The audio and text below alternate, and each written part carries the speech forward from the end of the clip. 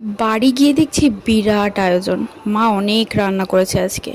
চিংড়ি মাছের পিঠে নারকোল দিয়ে করেছে। এটা কিন্তু ভীষণ ভালো লাগে খেতে। এটা বাবা মা বোন সবারই ভীষণ ফেভারিট।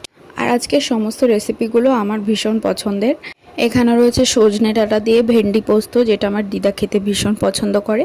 আর এখানে রয়েছে পেঁয়াজ রসুন ছাড়া ছেঁচি শাক ভাজা, যেটা বাবার ভীষণ পছন্দের।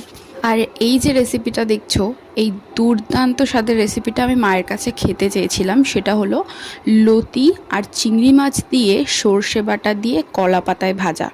লোভ না সামলাতে পেরে একটু তুলে আগে খেয়ে নিলাম আমি এই জিনিসটা, কারণ আমার এটা ভীষণ প্রিয়।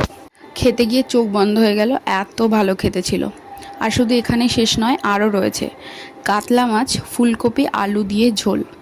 এত পদ রান্না করেছে, কোনটা ছেড়ে কোনটা খাবো সেটাই ভাবার উপায় নেই। একে তো খাই অল্প একটু ভাত, তারপরে প্রায় 5-6 পদের তরকারি রান্না হয়েছে। তো এতগুলো রেসিপি আমি কিভাবে ওই কটা ভাতে কভার করব সেটা ভেবে খুব চিন্তিত হয়ে পড়েছিলাম। কিন্তু শেষমেশ আমি শুধু শুধু তরকারি খেয়েছি।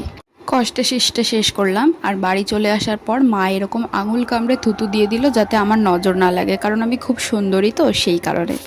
পাছে কেউ যদি রাস্তায় নজর দিয়ে ফেলে তাহলে সমস্যা হয়ে যাবে না, পেটের গন্ডগোল হয়ে যাবে, সেই কারণে। আমার নজর দিলেও পেটে গন্ডগোল হয়, হ্যাঁ। আর এখানে আমি ডিনারে তৈরি করেছিলাম আলু কুমড়ো সয়াবিনের তরকারি, সাথে রুটি আর একটা লাড্ডু রয়েছে। এই লাড্ডুটা সকালবেলায় আমি পুজো দিয়েছিলাম ঠাকুরকে। তো তোমরা যদি এই বাইটটা নিতে চাও তো হা করো।